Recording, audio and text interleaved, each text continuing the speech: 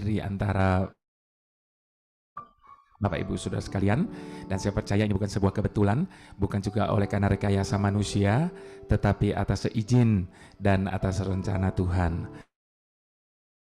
Nah, Bapak Ibu Saudara, tadi kita sudah mendengar dua kesaksian yang luar biasa dari Pak Surasman dan Pak Javier, dan saya percaya semua kita diberkati dengan kedua kesaksian tadi. Dan saya sambil mendengarkan kesaksian itu, saya membayangkan Bapak Ibu Saudara, bagaimana rasa syukur dan terima kasih dari kedua kekasih kita ini pada waktu mereka diluputkan dari keadaan yang begitu genting dalam kehidupan mereka. Nah, Bapak Ibu Saudara, saya percaya bahwa malam hari ini tidak kebetulan tema kita adalah mengucap syukur di dalam segala keadaan. Dan mengawali sharing saya pada malam hari ini, saya rindu untuk kita sama-sama menaikkan sebuah pujian terlebih dahulu, Bapak Ibu Saudara. Sebab kalau ucapan syukur itu harus connect-nya dengan satu kata, yaitu terima kasih. Sebab pada waktu kita bersyukur, tentu kita tidak bisa menahan mulut kita untuk tidak berkata terima kasih. Mari saya mau ajak kita angkat pujian ini sama-sama. Kita mau memperkatakannya di dalam Tuhan. Tak pernah ku bayangkan selama ini yang terbaik kau berikan untukku. Semua yang ku pinta kau berikan padaku. Dengan apakah ku balas cintamu?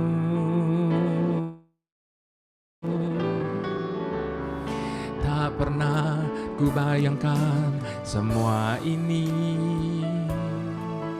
yang terbaik kau berikan untukku. Anugerah terbesar kau mati bagiku. Dengan apakah ku balas cintamu? Terima kasih buat karyamu yang terindah dan terbaik dalam hidupku. Terima kasih buat cintamu yang tak pernah terhenti di sepanjang hidupku. Terima kasih buat karyamu yang terindah dan terbaik dalam hidupku. Terima kasih buat cintamu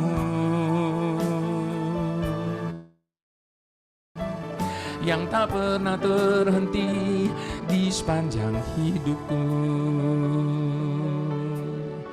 Saya yakin semua kita pernah mengalami segala kebaikan kemurahan Tuhan atas hidup kita, pertolongannya atas hidup kita. Mari sama-sama kita mau sekali lagi angkat pujian ini sebagai ungkapan syukur kita kepada Tuhan. Sama-sama kita katakan, tak pernah ku bayangkan semua ini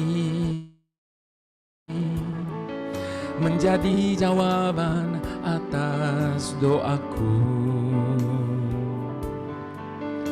Semua yang ku pinta kau berikan padaku. Dengan apakah ku balas cintamu? Tak pernah ku bayangkan semua ini yang terbaik kau berikan untukku. Anugerah terbesar kau mati bagiku. Dengan apakah ku balas cintamu? Terima kasih buat karyamu yang terindah dan terbaik dalam hidupku. Terima kasih buat cintamu yang tak pernah terhenti di sepanjang hidupku. Sekali lagi katakan terima kasih buat karyamu yang terindah dan terbaik dalam hidupku. Terima kasih buat cintamu yang tak pernah terhenti di sepanjang hidupku.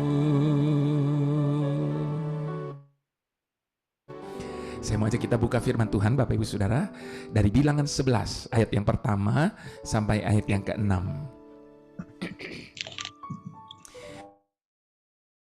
Bilangan 11 ayat yang pertama sampai ayat yang ke-6. Bapak Ibu Saudara, mengapa kita harus selalu mengucap syukur di dalam segala keadaan, berterima kasih kepada Tuhan untuk karya dan untuk cintanya. Maka kita mau dengar firman Tuhan pada malam hari ini. Bilangan 11 ayat yang pertama sampai yang ke-6. Judul dari perikop ini Api Tuhan.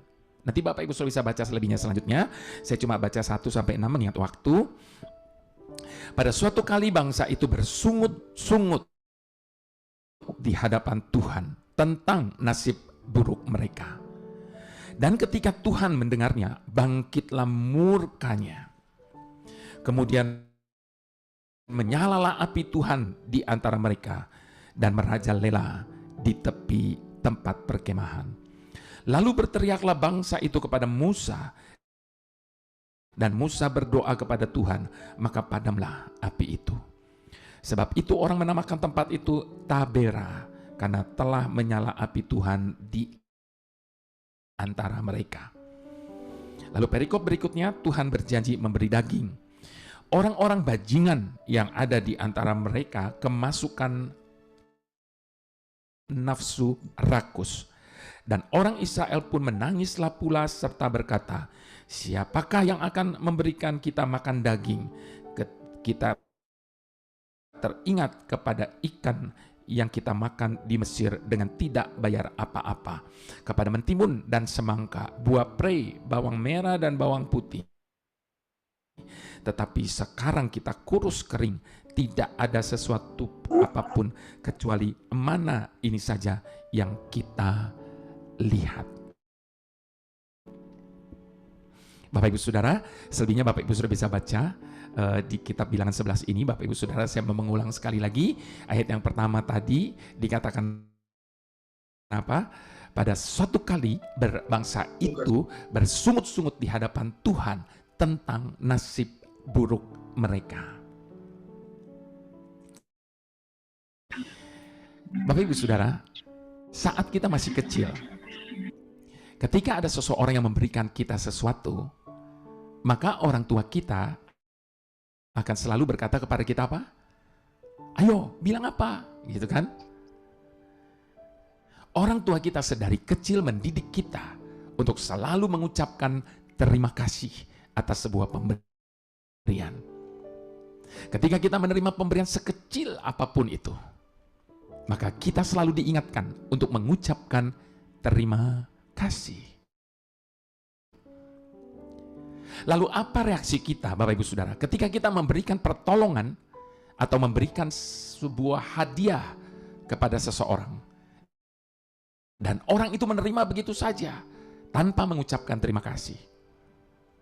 Sekecil apapun pemberian atau pertolongan yang kita berikan,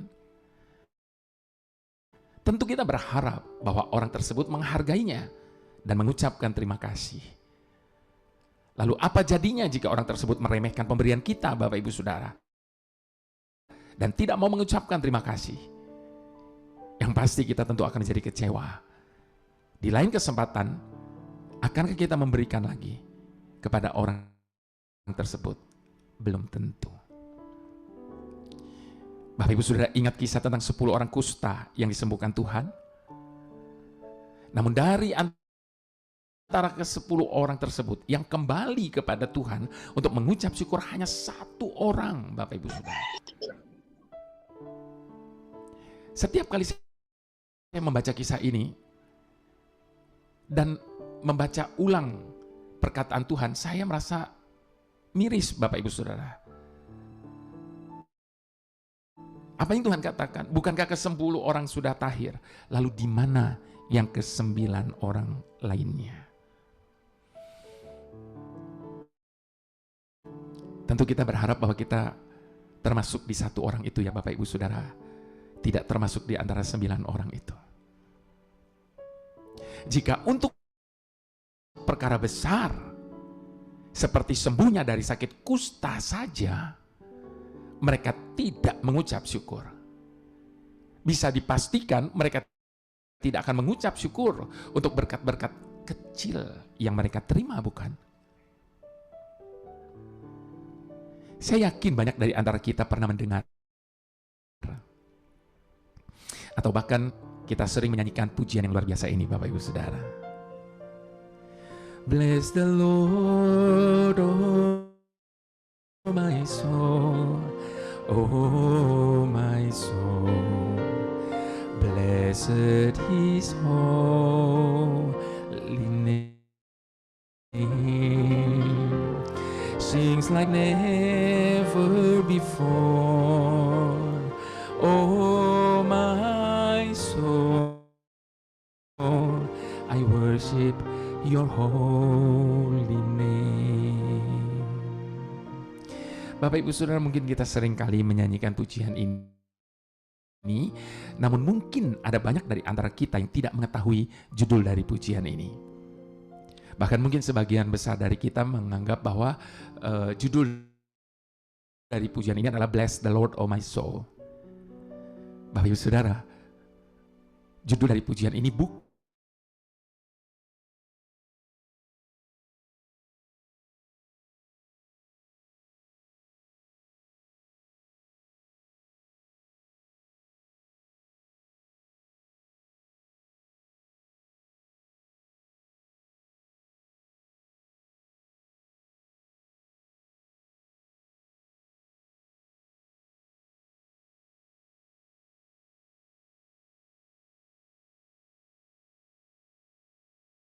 karena terlalu banyak yang Dia telah buat dalam hidup kita. Suatu kali Bapak Ibu Saudara, saya membaca sebuah kisah nyata tentang Rose Kennedy, ibu dari John F. Kennedy, Bapak Ibu Saudara. Ketika dia berusia 93 tahun, dia pernah diwawancara oleh seorang wartawan. Waktu itu Bapak Ibu Saudara, 4 putranya meninggal karena pembunuhan, kecelakaan tragis, sedang 1 putrinya menderita cacat seumur hidupnya. Sebagai seorang ibu, hidupnya diwarnai dengan tragedi demi tragedi. Dan ketika ia ditanya oleh wartawan, apa yang membuat dia kuat selama ini? Lalu Rose Kennedy menjawab, saya percaya bahwa Tuhan tidak akan pernah memberikan salib yang lebih besar dari yang sanggup saya pikul. Dan saya selalu percaya bahwa apapun yang terjadi, Tuhan ingin agar kita bahagia. Dia tidak ingin kita sedih. Jika burung-burung bisa berkicau setelah badai, mengapa kita tidak bisa? Sekali lagi Bapak Ibu Saudara, kalau kita mau jujur dan mengingat atas segala, maka ada terlalu banyak alasan yang dapat membuat setiap kita selalu bersyukur di dalam segala keadaan. Namun sayangnya Bapak Ibu Saudara, Tidak sedikit pula orang yang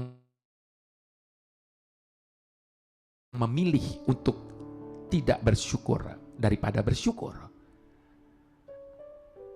Seperti halnya mengucapkan terima kasih adalah prinsip yang sederhana. Namun pada kenyataannya kita juga susah sekali untuk mempraktekannya. Demikian juga ketika Tuhan memberkati kita dengan hadiah kecil atau memberikan pertolongan kecil, Bapak Ibu Saudara. Kita menganggapnya remeh dan tidak mengucap syukur. Bahkan menganggap berkat Tuhan itu murahan. Jika seperti itu respon kita atas berkat Tuhan, lalu pantaskah jika kita mengharapkan Tuhan memberkati kita lebih banyak dan lebih besar lagi? Jika sampai hari ini kita belum menerima berkat atau hadiah besar dari Tuhan, jangan-jangan Bapak Ibu Saudara, itu disebabkan oleh karena sikap kita yang tidak bisa bersyukur atas hadiah kecil yang Tuhan berikan. Berikut ini Bapak Ibu Saudara, ada 3 alasan yang membuat orang sulit bahkan tidak bisa bersyukur di dalam segala keadaannya. Dan saya berdoa tidak ada seorang pun dari antara kita yang termasuk di dalamnya. Yang pertama Bapak Ibu Saudara, serakah. Orang yang serakah itu sulit atau bahkan tidak bisa bersyukur. Ciri yang paling menonjol dari orang yang serakah adalah apa? Selalu berkeinginan lebih dan lebih dan lebih lagi. Tidak pernah merasa puas adalah ciri lain dari orang yang serakah ini, Bapak Ibu Saudara. Semakin banyak yang ia peroleh, justru semakin banyak yang ingin ia dapatkan. Kondisi seperti inilah yang membuat dia sulit atau bahkan tidak bisa mengucap syukur kepada Tuhan atas apa yang dia sudah terima. Orang yang seperti ini, Bapak Ibu Saudara, tidak pernah melihat bahwa apa yang dia telah punya dan yang dia telah raih adalah alasan yang kuat untuk selalu bersyukur. Alasan yang kuat untuk disyukuri, Bapak Ibu Saudara. Sebab tidak semua orang mempunyai kesempatan untuk memiliki seperti apa yang dia miliki saat ini. Dan sifat serakah yang tidak pernah merasa puas ini juga tanpa disadari menjadikan orang tersebut sebagai orang yang malang. Kenapa saya sebut orang yang malang? Karena mereka tidak pernah bisa merasa bahagia meskipun sebenarnya hidupnya sudah sangat berkelimpahan. Itu sebabnya ingat apa yang dikatakan di dalam kitab Pengkhotbah 1 ayat yang ke-14. Aku telah melihat segala perbuatan yang dilakukan orang di bawah matahari. Tetapi lihatlah, segala sesuatu adalah kesia-siaan dan usaha menjaring angin. Bahkan di bagian yang lain, Bapak Ibu Saudara, dikatakan dalam kitab Markus 8 ayat yang ke-36. Apa gunanya seseorang memperoleh seluruh dunia, tetapi ia kehilangan nyawanya? Itu sebabnya, cukupkanlah diri kita dengan apa yang ada pada kita. Sebab semua itu adalah anugerah daripadanya. Saya berusaha untuk mengingatkan diri saya akan hal ini. Itu sebabnya Bapak Ibu Saudara, di kamar tidur saya ada satu tulisan besar-besar yang pasti selalu saya baca setiap kali saya membuka mata di pagi hari. Every day I wake up, I thank God for a new day. Alasan yang kedua, Bapak Ibu Saudara,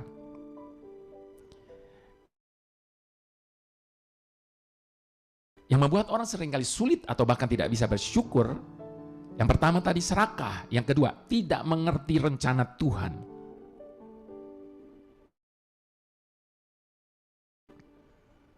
Kalau kita ikuti perjalanan bangsa Israel, Bapak Ibu Saudara, jelas-jelas perjalanan bangsa Israel itu adalah sebuah rencana Tuhan yang begitu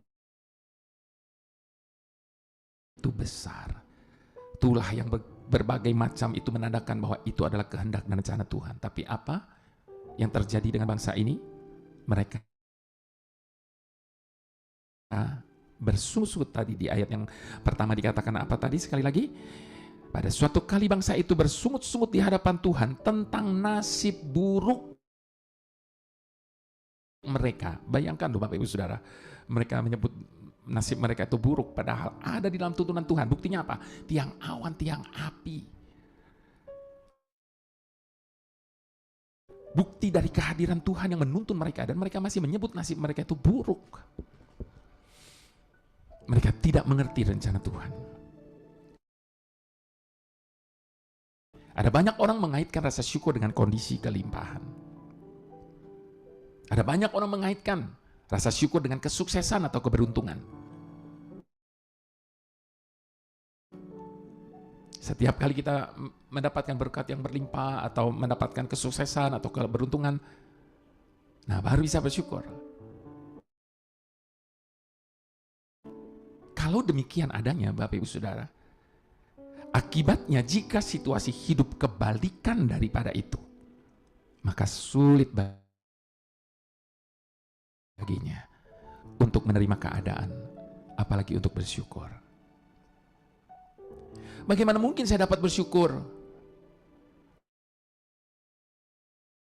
kalau gaji saya pas-pasan, harga kebutuhan hidup terus naik dari waktu ke waktu, dan saya masih kerja serabutan, dan seterusnya dan seterusnya.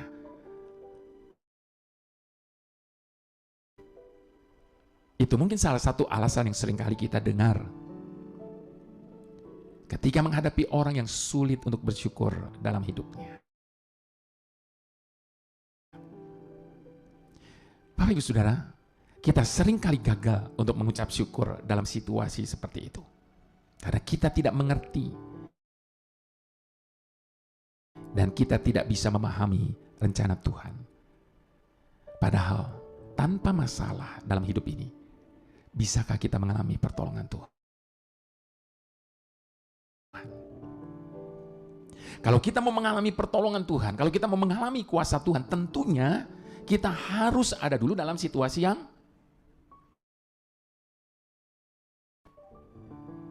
tidak mengenakan, yang berbahaya atau apapun itu. Kalau kita mau merasakan dan mengalami yang namanya pertolongan, bukankah kita harus ada dalam situasi yang terjepit dahulu, berbahaya bahkan kritis. Seperti bangsa Israel dikejar tentara Firaun, di depan mereka tidak ada jalan, yang ada cuma laut Teberau yang begitu lebar dan dalam. Harus ada terlebih dahulu dalam keadaan yang kritis. Dan di saat sudah tidak ada jalan, Tuhan tidak pernah kecewakan umatnya. Sekalipun tidak ada jalan, Tuhan mampu untuk membuat jalan.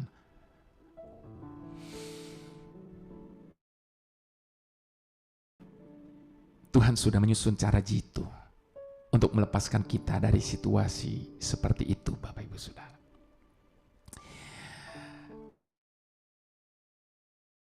Menurut cara dan waktunya tentunya. Jadi sekali lagi, tidak ada alasan bagi kita untuk tidak dapat bersyukur.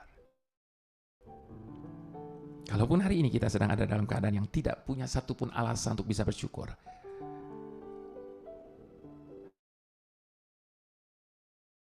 biarlah kita bisa memahami arti pertolongan dan jalan keluar daripada Tuhan. Yang ketiga, Bapak Ibu Saudara, yang terakhir. Yang pertama, serakah. Yang kedua, tidak mengerti rencana Tuhan. Dan yang ketiga, berpikir dengan cara yang salah. Orang yang berpikir dengan cara yang salah, mereka sulit atau bahkan tidak bisa mengucap syukur dalam hidupnya. Seringkali kita berpikir bahwa semua yang kita peroleh ini adalah hasil jerih payah. usaha kita sendiri.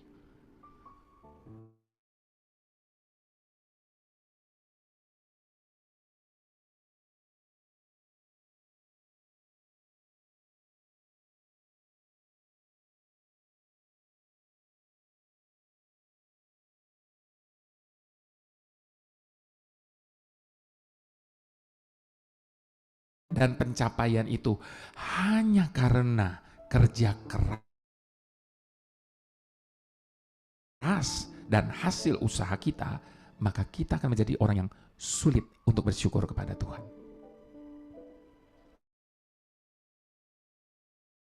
Sebab kita merasa bahwa apa yang kita terima adalah imbas dari kerja keras kita. Sehingga perasaan itu membuat kita justru menjadi orang yang tidak bisa berterima kasih dan bersyukur. Padahal Bapak Ibu Saudara, bukankah untuk bernafas saja kita masih sangat membutuhkan udara ciptaan Tuhan? Bagaimana bisa kita merasa prestasi kita adalah hasil kerja keras kita sendiri? Kalau hanya untuk bernafas saja, kita masih membutuhkan udara ciptaan Tuhan.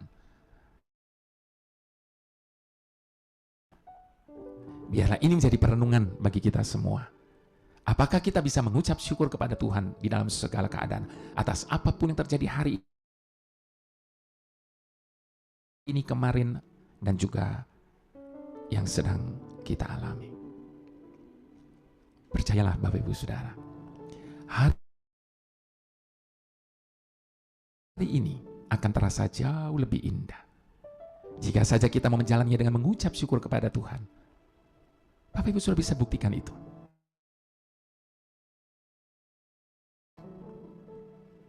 Sebab ada kuasa di atas ucapan syukur. Mengucap syukurlah senantiasa. Kata senantiasa, Bapak Ibu Saudara, menunjukkan sikap yang harus kita lakukan terus-menerus, tanpa henti dan tetap. Itu artinya senantiasa. Sekali lagi ya Bapak Ibu Saudara, senantiasa itu artinya dilakukan terus-menerus, tanpa henti dan tetap. Apapun yang terjadi, Rasul Paulus memberikan teladan kepada kita. Bagaimana senantiasa bersyukur dalam segala keadaan. Rasul Paulus kerap mengalami kekurangan, penderitaan, kemiskinan, dikecewakan, dan hal-hal yang menyakitkan dalam perjalanan hidupnya. Namun demikian, ia tetap berkata bahwa dalam semuanya itu, ia tetap bersyukur.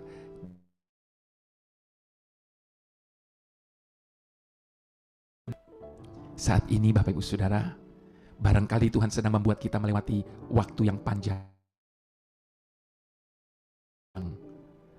untuk mencapai sebuah sasaran. Kita yakin Tuhan ingin kita mencapai hal itu. Tetapi kita bertanya-tanya, mengapa kita harus melalui waktu yang demikian panjang?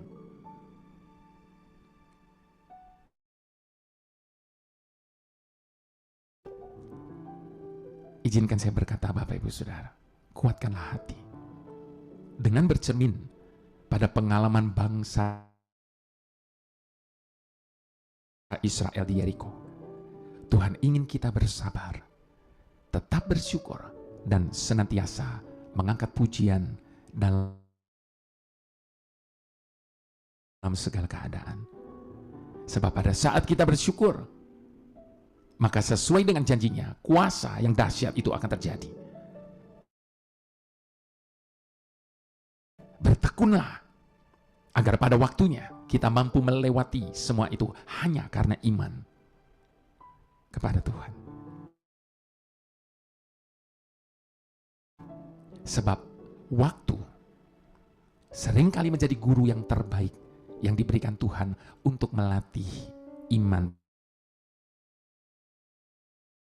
percaya kita.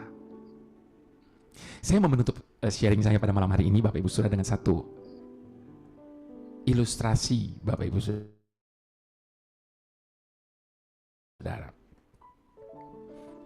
Suatu kali ada seorang anak bertengkar dengan ibunya dan meninggalkan rumahnya.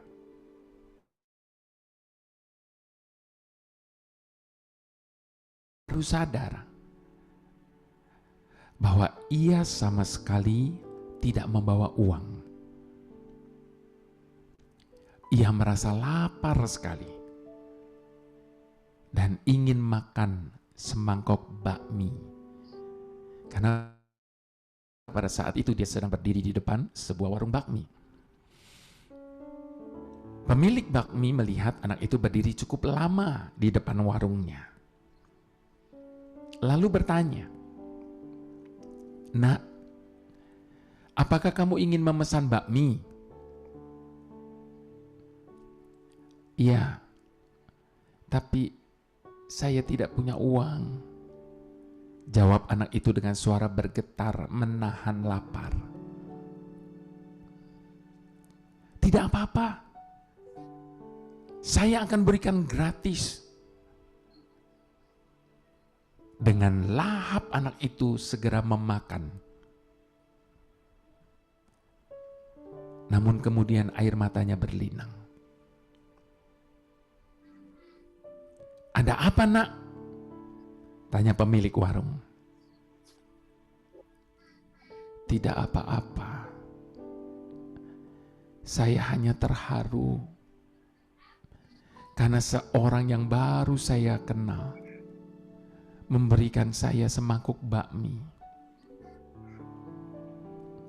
Sedangkan ibuku sendiri telah mengusirku dari rumah. Bapak seorang yang baru saya kenal, tapi begitu peduli kepada saya." Anak itu menjawab dengan tangisan. Pemilik warung itu berkata, "Nak, mengapa kamu berpikir begitu? Renungkan hal ini. Saya hanya memberimu semangkuk bakmi, dan itu telah membuat engkau begitu terharu. Sedangkan ibumu telah memasak nasi, merawatmu setiap hari sampai kamu dewasa. Harusnya kamu berterima kasih dengan luar biasa kepadanya." Anak itu tersentak mendengar kata-kata tersebut.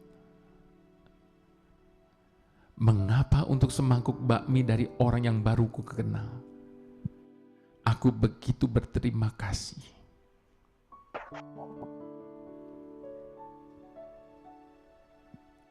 Tetapi terhadap ibuku yang telah memasak bertahun-tahun, aku tak pernah berterima kasih. Meledaklah tangis anak itu sambil berlari pulang. Begitu sampai di ambang pintu rumah, ia melihat ibunya dengan wajah yang cemas. Dan ketika ia melihat anaknya pulang, kalimat yang pertama yang keluar dari mulutnya adalah, "Nak, kamu sudah pulang. Cepat masuk. Ibu telah menyiapkan makan malam untukmu." Mendengar hal itu, anak itu tidak dapat menahan tangisnya. Lalu tersungkur di kaki ibunya. Bapak Ibu Saudara, kadang untuk satu kesalahan membuat kita dengan mudah melupakan kebaikan yang telah kita nikmati setiap hari. Bukankah itu yang sering kali terjadi? Karena tidak bisa memahami maksud Tuhan. Banyak dari kita menjadi kecewa.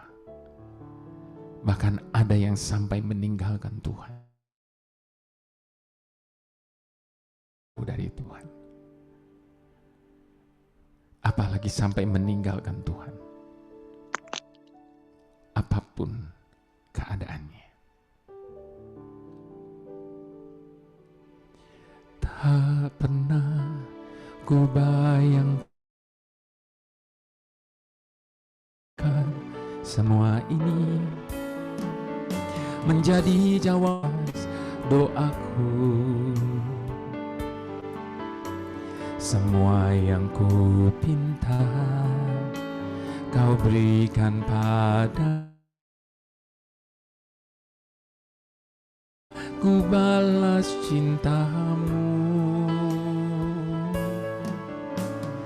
Tak pernah ku bayangkan semua ini yang terbaik Kau berikan untukku.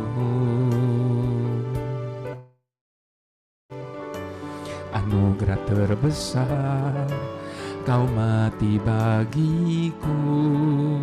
Dengan apakah ku balas cintamu? Terima kasih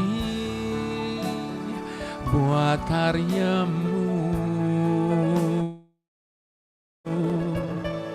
yang terindah dan terbaik dalam hidupku. Terima kasih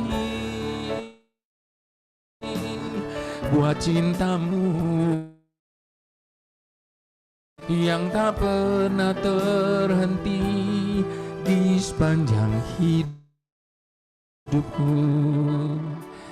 Mari sekali lagi di hadapan Tuhan, jangan jadikan ini hanya sebagai nyanyian.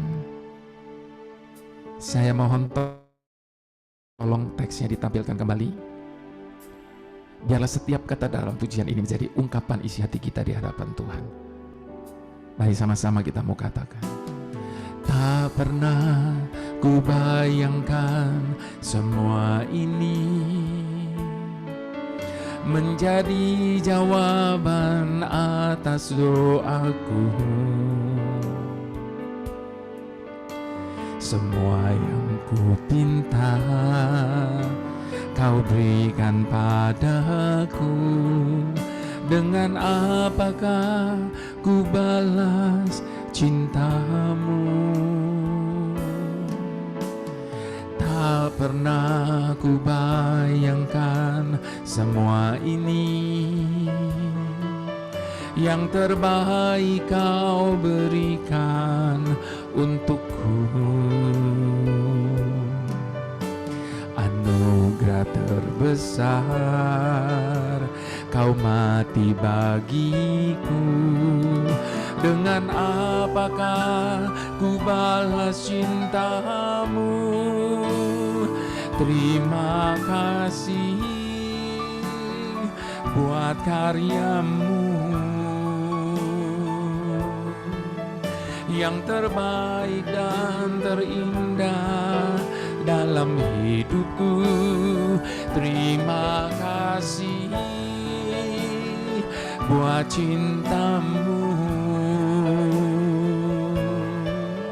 yang tak pernah terhenti di sepanjang hidupku.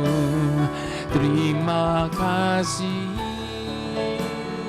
buat karyamu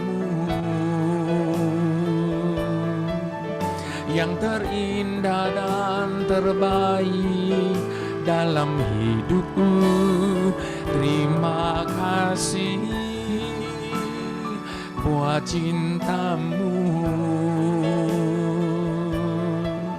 yang tak pernah terhenti di sepanjang hidupku. Mari sekali lagi katakan terima kasih buat karyamu yang terindah dan terbaik dalam hidupku. Terima kasih buat cintamu yang tak pernah terhenti di sepanjang hidupku, yang tak pernah terhenti di sepanjang hidupku, yang tak pernah terhenti di sepanjang hidupku.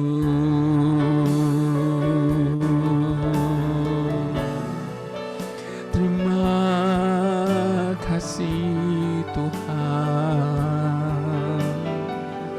terima kasih Tuhan atas kasih-Mu, kebaikan-Mu, kemurahan-Mu seumur hidupku Tuhan. Hina mau hina, hina bayar basyando hina. Mari Bapak Ibu Saudara, malam ini kita mau kesampingkan semua daftar permintaan kita kepada Tuhan. Sebab terlalu sering setiap kali kita datang di hadapan Dia, kita hanya sibuk dengan urusan kita. Setiap kali kita datang di hadapan Dia, kita selalu membawa daftar permintaan kita kepadanya. Saat ini mari kesampingkan semua daftar permintaan itu. Biarlah saat ini kita hanya datang hanya untuk mengucapkan terima kasih. Ucapkan syukur dan terima kasih kepada Tuhan. Sebab banyaklah yang telah Dia buat dalam hidup kita. Segala maksud-maksud dan jalan-jalannya atas hidup kita. Terima kasih Tuhan. Terima kasih. Terima kasih. Terima kasih. Terima kasih Tuhan.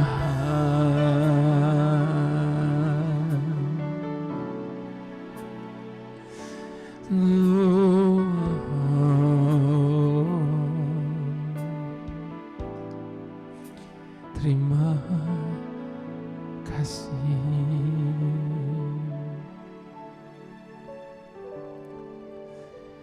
Tuhan sumber segala berkat, ajar kami untuk menikmati setiap pemberian-Mu atas hidup kami. Biarlah kami fokuskan pandangan kami kepada tanggung jawab yang Kau percayakan kepada kami, dan tidak membandingkan hidup kami dengan orang lain. Jauhkan kami daripada mengeluh, dan biarkan rasa syukur kami kepadamu tidak pernah berhenti. Karena memang Engkau Tuhan yang setia, sehingga tidak ada satupun alasan bagi kami untuk tidak bisa bersyukur dan berterima kasih. Sekalipun di saat kami sedang tidak mempunyai satupun alasan untuk bisa bersyukur.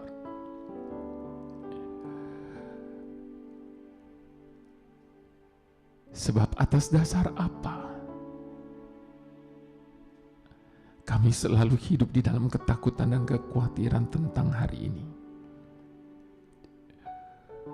bahkan hari esok kami. Padahal Engkau selalu menyediakan segala sesuatu. Bahkan apa yang tidak pernah kami pikir, apa yang tidak pernah kami bayangkan, itu yang telah Engkau sediakan bagi setiap kami, Bapa. Memang tidak semua yang kami inginkan Engkau berikan. Karena Engkau adalah Tuhan yang tahu apa yang menjadi kebutuhan kami di atas dari apa yang menjadi keperluan dalam hidup kami. Itu sebabnya bantu kami untuk selalu melihat segala sesuatu berdasarkan kebenaran janji-janji-Mu Bapa. Supaya apapun dan bagaimanapun kami tetap selalu punya alasan untuk bersyukur. Karena ada Bapa yang selalu menjaga, memelihara, dan memberkati kami. Terima kasih untuk selalu menjadi Jehovah Jireh dalam hidup kami.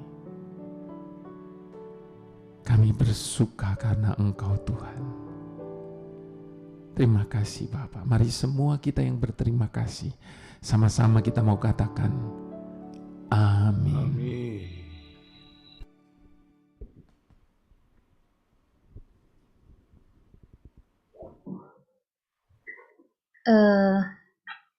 Terima kasih atas firman-Nya malam ini, Pastor Jeffrey. Sangat memberkati buat kita semua malam ini, mengingatkan kembali betapa Tuhan Yesus sangat mengasihi hidup kita. Betapa tidak sedetik pun Tuhan melepaskan tangannya buat genggaman kita. Iya, Bapak Ibu Saudara, malam ini mungkin waktunya untuk Q&A. Pastor Jeffrey, mungkin ada beberapa pertanyaan mungkin bisa dibantu untuk menjawab ya. Oh gitu, oke. Ya, baik. Terima kasih. Bapak Ibu Saudara yang terkasih, barangkali ada pertanyaan yang mau disampaikan buat Pastor Jeffrey, bisa silakan bertanya langsung atau melalui di chat room. Bu Ayu, saya ada pertanyaan Bu Ayu. Oh, silakan Pak Sofyan. Terima kasih. Ya, langsung aja Pak Sofyan. Oke. Selamat malam Pastor Jeffrey. Malam Pak Sofyan. Terima kasih atas khotbahnya, ini sungguh menguatkan saya sekeluarga nih Pak Pastor. Puji Tuhan. Pastor, saya ada sedikit pertanyaan mengenai tadi yang hal mengucap syukur nih. Tadi yang poin kedua yang kita tidak mengerti rencana Tuhan tuh. Nah ini pertanyaan saya adalah sebagai berikut.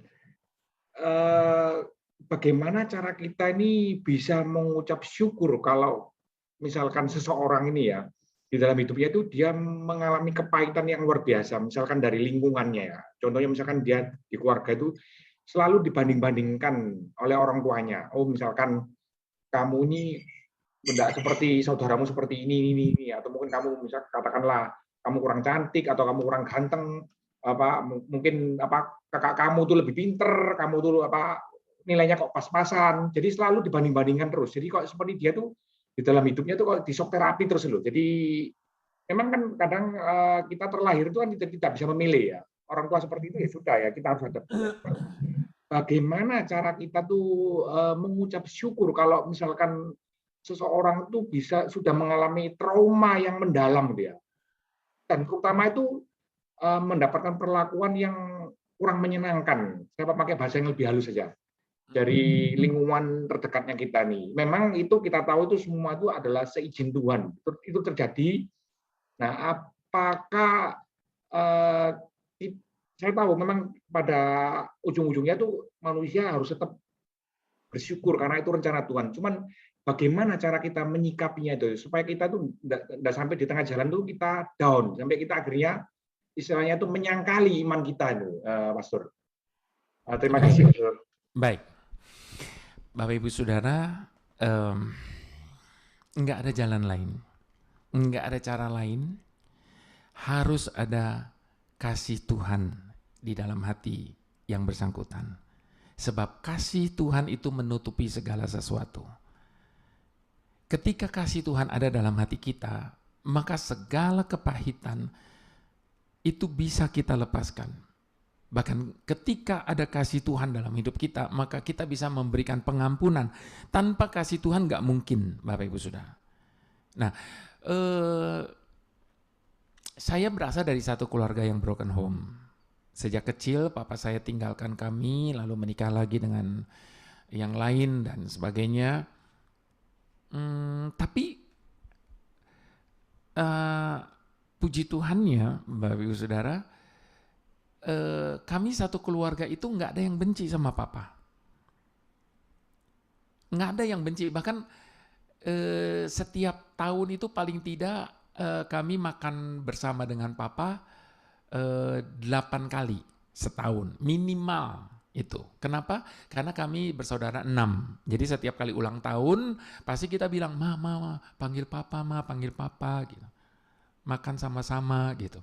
Nah 6, lalu kemudian Natal sama Tahun Baru sama Konyan, Imlek, Bapak Ibu Saudara. Jadi paling tidak itu minimal itu pasti kumpul. Nah kami tidak ada yang benci, kami tidak ada yang kepahitan sama papa, bahkan kami yang selalu bilang panggil papa gitu. Nah itu kalau bukan karena kasih Tuhan, tidak mungkin berapa banyak kita melihat kenyataan maupun sinetron, Bapak Ibu Saudara ya, orang yang disia-siakan oleh orang bapaknya atau ibunya atau bagaimana itu dendamnya minta ampun betul-betul, iya kan? Dan itu membentuk karakter dari yang bersangkutan itu menjadi nggak karu-karuan. Nah, tetapi saya bisa bersaksi pada malam hari ini bahwa sekalipun kami dari keluarga yang broken home, kami 6 bersaudara, percaya atau tidak, ini di hadapan Tuhan saya katakan, kami berenam itu nggak pernah berantem sampai hari ini. Jadi mama saya aja sampai bilang gini, bukan mama, tapi Tuhan yang telah mendidik kalian. Nah, jadi kalau ada kasih Tuhan dalam hati kita, maka kita mau diremehkan, kita mau diapakan itu apa ya? Ya, kasih Tuhan itu menutupi segala sesuatu. Hanya dengan kasih Tuhan dia pasti akan pulih. Jadi yang bersangkutan itu harus mengalami kasih Tuhan, ya. Ya tentu yang seperti biasa kita temui adalah didoakan untuk pelepasan dulu dari kepahitannya supaya dia bisa mengampuni, lalu kemudian diisi dengan kasih Tuhan yang luar biasa itu, maka dia akan merasa di hidupnya ringan, maka dia akan merasa hidupnya bisa bersukacita, pasti wajahnya itu beda nantinya. Jadi dibantu untuk didoakan dan dilayani yang bersangkutannya untuk pelepasan dan dari kepahitan. Jangan pernah sekali-sekali simpan kepahitan dalam hidup ini. Selain itu sangat berbahaya, itu tidak akan membuat kita mampu melangkah untuk hari esok. Nah, jadi kepahitan itu harus dicabut sampai akar-akarnya. Karena kalau ada kepahitan dalam hidup kita, udahlah hidup kita mah selesai. Nggak ada yang kita bisa buat ketika hidup kita diliputi dengan kepahitan. Makanya itu harus diangkat terlebih dahulu dan biarkan kasih Tuhan. Maka orang yang dipenuhi dengan kasih Tuhan pasti mukanya akan beda. Mukanya pasti akan beda.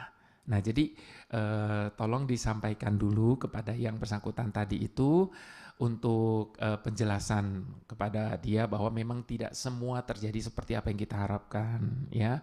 Memang dunia itu selalu firman Tuhan bilang gini, berbahagialah kamu oleh karena kamu menderita penganiayaan dan sebagainya. Mungkin itu akan meringankan dia dan kemudian dilayani pelepasan, lalu kemudian bahwa dia terus untuk mengikuti persekutuan, untuk mengikuti ibadah, supaya dipenuhi terus dengan firman dan kasih Tuhan, maka pasti dia bisa melewati semuanya itu. Iya, terima kasih. Ya, Pak. Ini jawabannya sungguh luar biasa nih, Pastor. Ya. Musik kasih Tuhan, nggak mungkin, nggak Betul, yang lain betul. nggak bisa, Saya setuju nggak sekali bisa ya, Pastor. menutupi, nggak bisa mengobati, nggak bisa menutupi. Cuma kasih Tuhan yang bisa memulihkan dia. Ya, terima kasih, Pastor. Ya, terima kasih Pak Sofyan. Bagaimana Pak Sofyan? Udah cukup jelas ya Pak ya? Udah jelas sekali. Ya, terima kasih. Pastor Jeffrey ada pertanyaan dari Bu Rita melalui chat. Mungkin saya bisa bacakan ya Pastor? Ya. Bagaimana mengucap syukur melalui doa selain di doa Bapa kami? Karena selama ini saya sering mendengar doa mengucap syukur, pada saat sudah menerima berkat.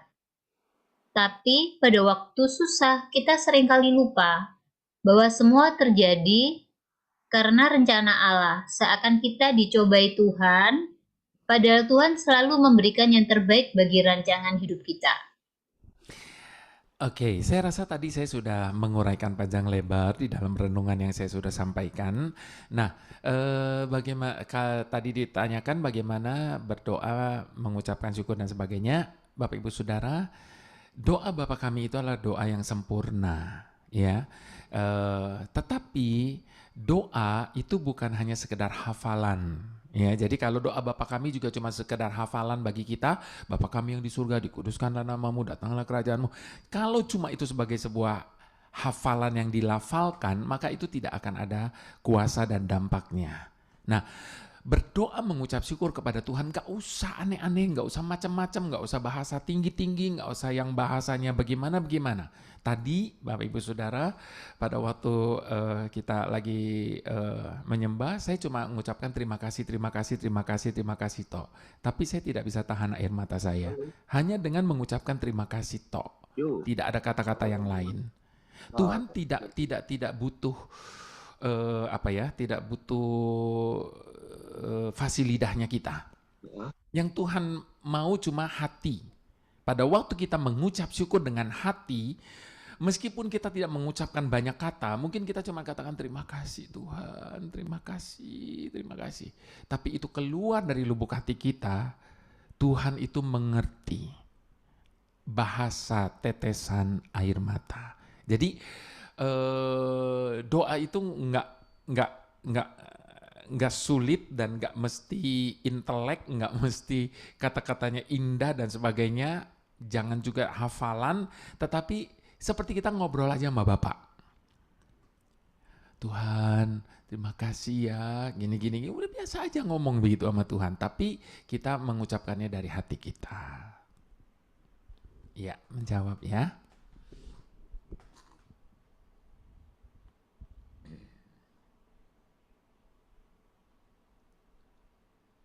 Masih di mute Bu Ayu. Iya Bu Ayu. Maaf. Terima kasih Pastor Jeffrey. Ya. Bu Rita, sudah jelas ya Bu Rita untuk jawabannya dari Pastor Jeffrey. Bapak Ibu sekalian, barangkali ada yang mau ditanyakan bisa langsung bertanya ke Pastor Jeffrey. Oke, sebentar saya ada kelupaan. Tadi kan dibilang kalau lagi senang gampang gitu ya bersyukur gitu ya kalau lagi gini. Pada waktu kita sedang mengalami berkat Tuhan, pertolongan Tuhan dan segala sesuatu lalu kita bersyukur kepada Tuhan, itu disebutnya ucapan syukur.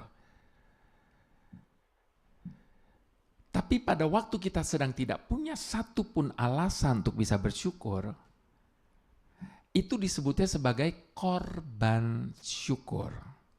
Ku bawa korban syukur. Kenapa disebut korban?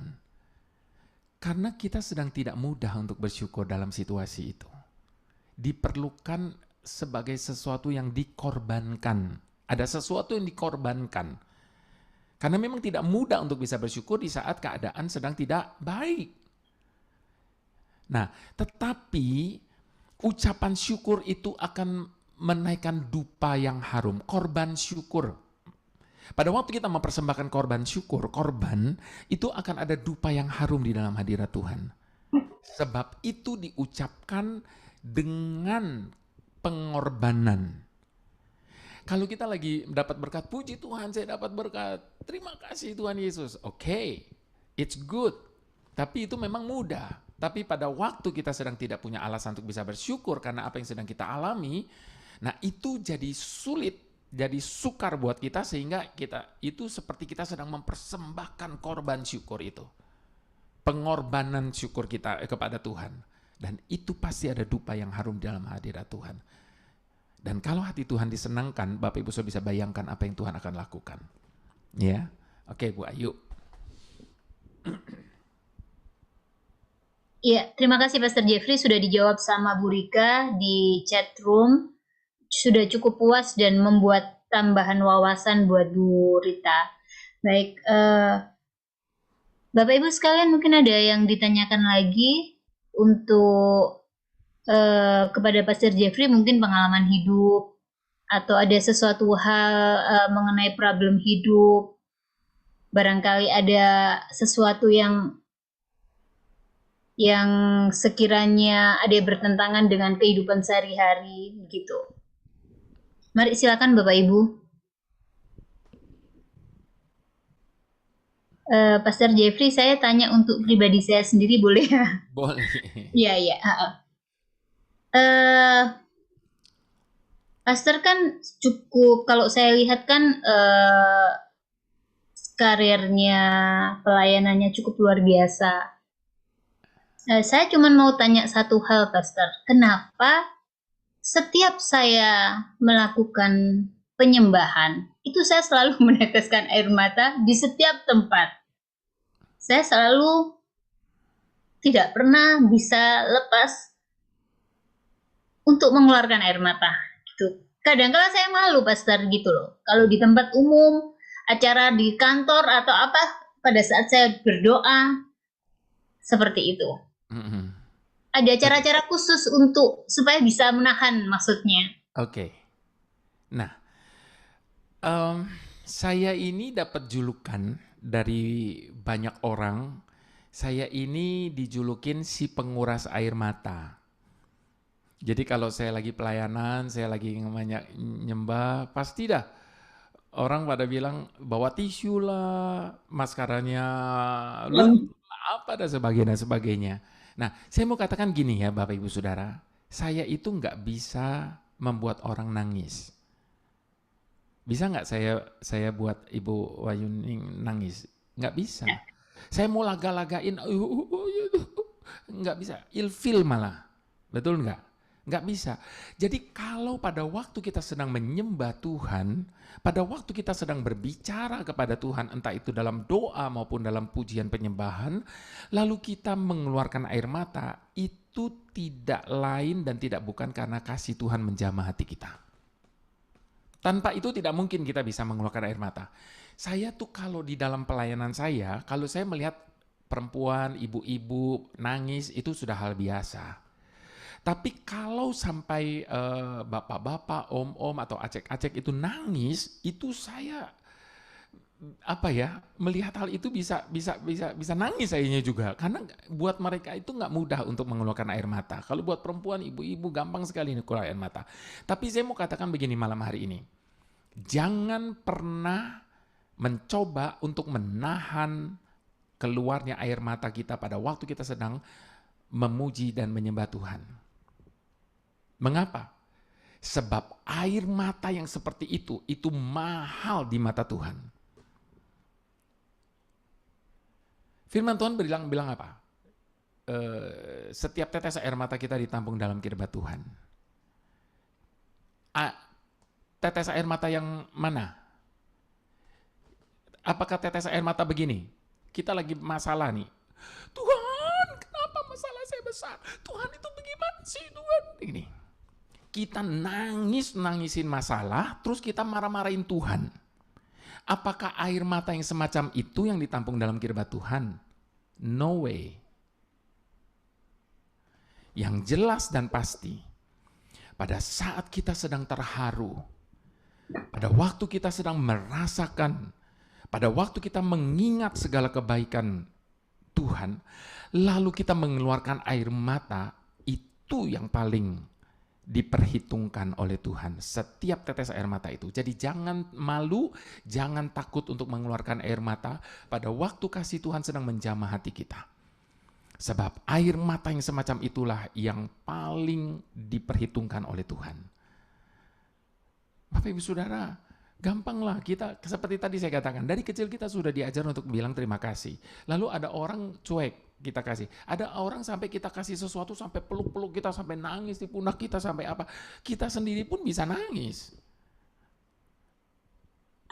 Apalagi hati Tuhan ketika melihat anak-anaknya berterima kasih, bersyukur untuk segala sesuatu yang Tuhan beri. Wow, kira-kira apa yang Tuhan akan beri lagi buat kita? Jadi jangan tahan, rugi. Kita nggak menangisi masalah. kita nggak menangisi apa namanya hal-hal yang lain, tapi kita keluar air mata karena kita terharu dan berterima kasih kepada Tuhan atas segala sesuatu yang Dia sudah buat dalam hidup kita. Nah, jadi jangan tahan, ya Bu ya. Iya, iya. Itu air mata diperhitungkan Tuhan betul-betul itu. Iya. Baik, terima kasih Pastor. Terima Mm-mm. kasih atas jawabannya pertanyaan saya selama ini. Ya memang benar, kadang-kadang saya malu sih di mana-mana nangis. Ya, jangan Pada saat malu. ngangkat tangan gitu kita sudah nangis gitu. Jangan Terima malu. kasih, Itu terima justru kasih. kasih Tuhan. Itu Iya, artinya hati kita itu lembut di hadapan Tuhan yang siap untuk dibajak. Ada orang yang sementara dalam ibadah, depan, belakang, kiri, kanan, pada nangis, dia cuma pelengak-pelengok, nggak rasa apa-apa. iya, Ayo mau pilih jadi yang mana? Kalau saya pilih yang nangis, karena iya, itu lawatan Tuhan. Tapi iya. orang yang pelengak-pelengok hatinya keras barangkali, sehingga dia tidak merasakan apa-apa. Rugi nggak ngalamin sesuatu. Sementara yang lain mengalami hal-hal yang begitu indah. Ya, Iya, terima kasih. Terima kasih, Pastor. Terima kasih sekali. sama-sama. Iya. Bapak Ibu sekalian, mungkin ada yang mau ditanyakan lagi. Mungkin Bu Juliana atau Bu Dia dia mau tanyakan, silakan.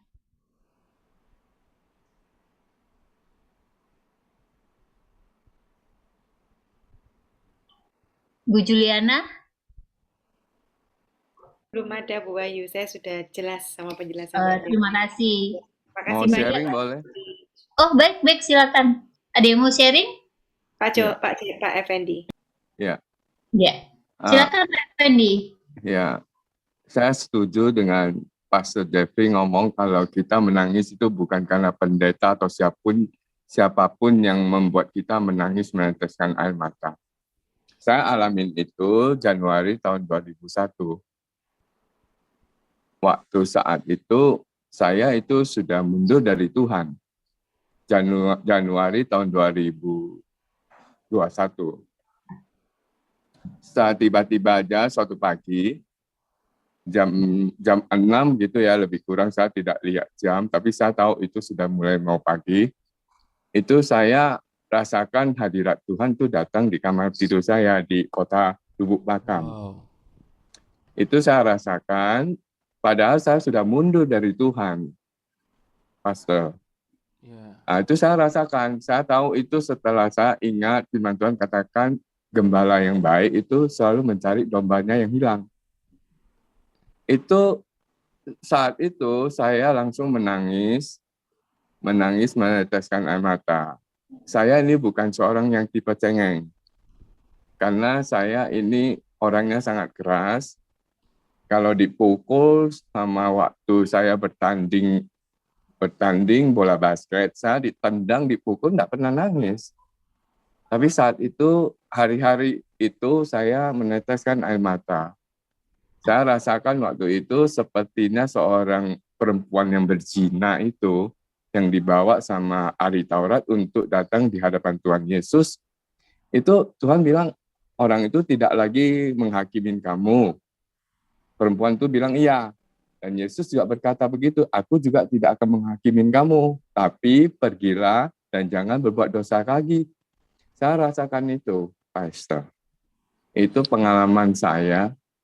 Jadi saya tahu itu bukan karena hal lain. Saya tahu itu kasih Tuhan. Amin. Membuat saya kembali bisa dekat sama Tuhan. Amin. Itu pengalaman saya, Pastor. Yeah. Jadi saya sudah dilepaskan. Saya sudah hampir berapa tahun ya? Hampir 5-6 tahun saya itu depresi. Tidak berkumpul dengan teman-teman, tidak komunikasi, tidak mau mengurungkan diri sendiri dan malu karena hal-hal tertentu yang membuat saya depresi, terutama hal ekonomi. Pastor Hadis Pranoto tahu mungkin ya, saya tidak hubungin dia sudah bertahun-tahun.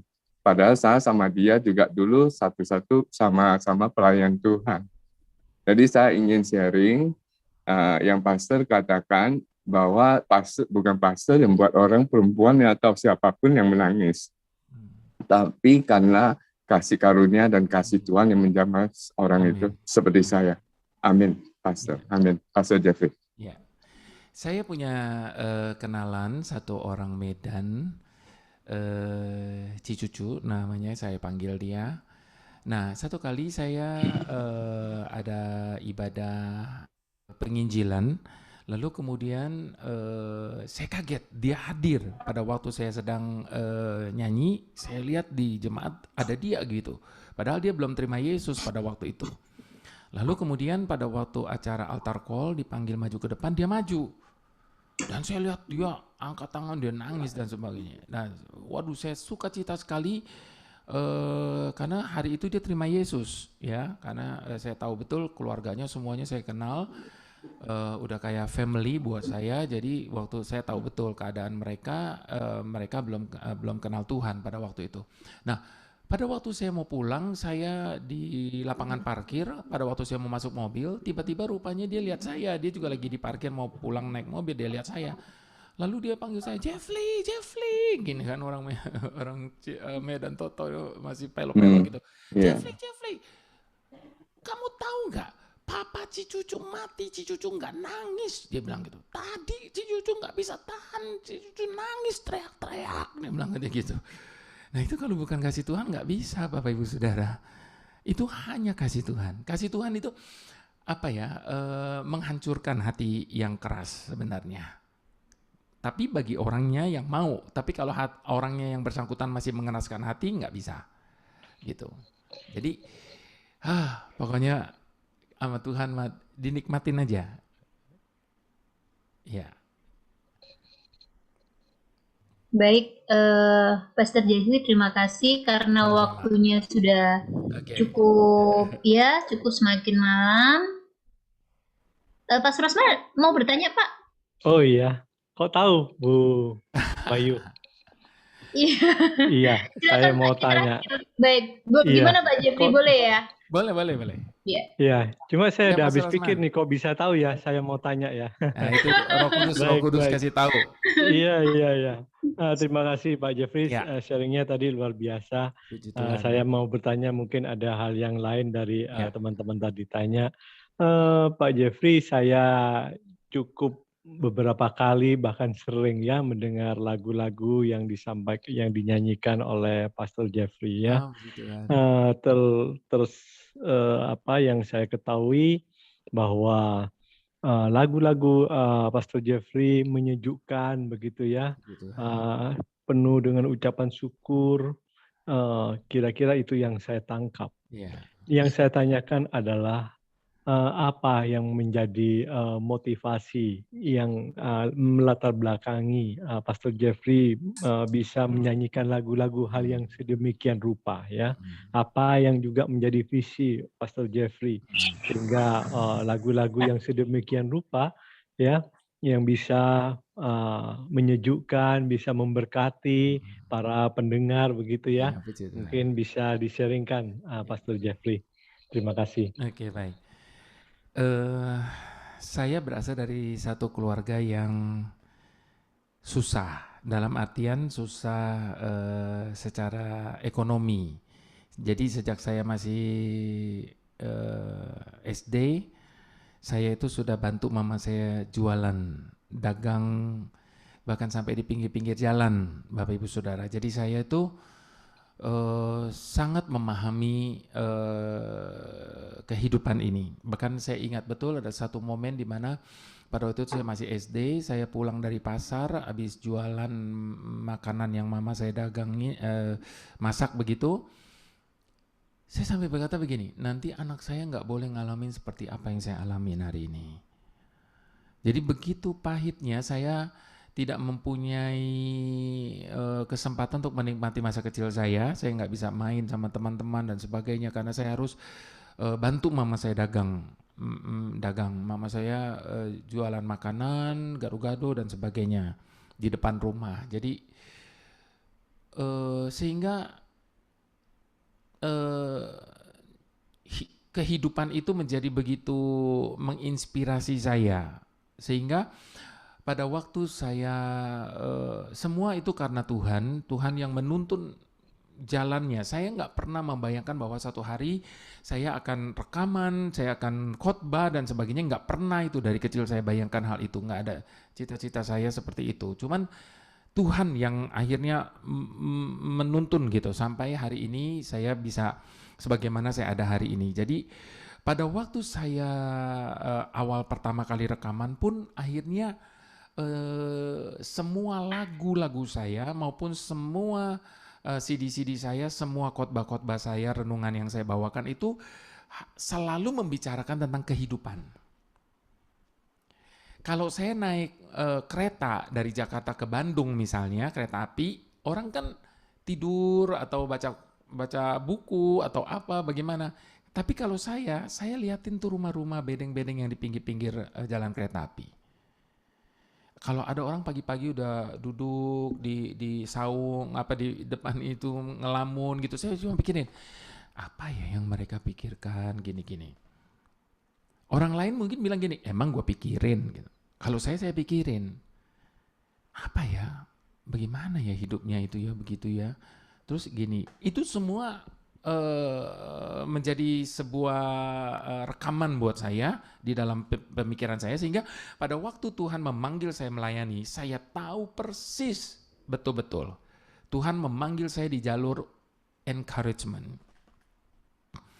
Setiap hamba Tuhan itu punya panggilannya masing-masing. Ada yang bagian kesembuhan, ada yang bagian pengajaran, ada yang bagian kuasa gelap, ada yang keluarga dan sebagainya. Dan kalau saya yakin seyakin-yakinnya dari awal pelayanan saya, Tuhan memanggil saya di jalur encouragement. Jadi kalau diperhatikan, dalam semua CD-CD saya, lagu-lagu saya, dan pelayanan-pelayanan saya, semuanya pasti untuk menguatkan iman sesama, encouragement. Nah, itu yang menjadi panggilan saya. Dan kalau dikatakan bagaimana saya menginterpretasikannya, jadi mudah buat saya karena saya udah ngalamin dan saya pemerhati. Sehingga pada waktu saya mengucapkan banyak perkara yang tak dapat ku mengerti, itu saya sudah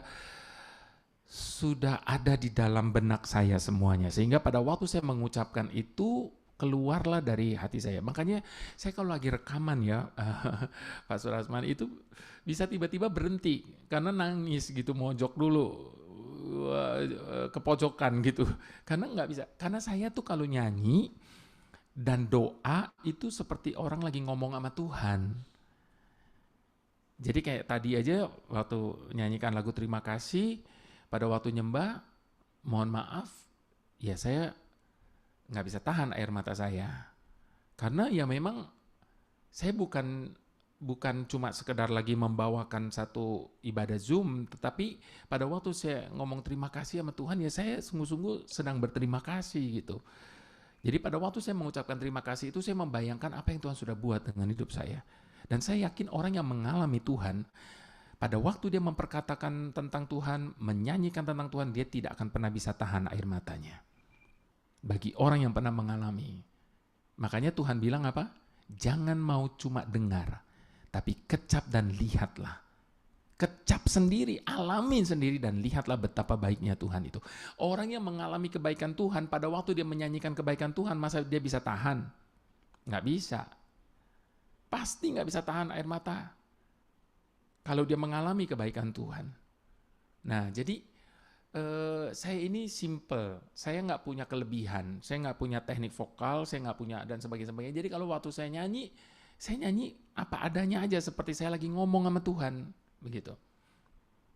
Jadi itu yang saya alamin dalam hidup saya. Menjawab, Pak. Ya, terima kasih Pastor Jeffrey. kasih. Yang saya tangkap adalah Pastor Jeffrey orang yang dipakai oleh Tuhan. Amin. Untuk amin, boleh amin. menjadi berkat untuk banyak orang. Amin. Dalam Terus nama semoga pelayanan Pak Jeffrey terus semakin heran. Amin. Pak Jeffrey, banyak orang dimenangkan dan diberkati. Amin. Terima kasih ya. Amin, Pak. Terima kasih, Pak. Baik, terima kasih Pastor Jeffrey. Sepertinya malam ini sudah sangat malam. Terima kasih.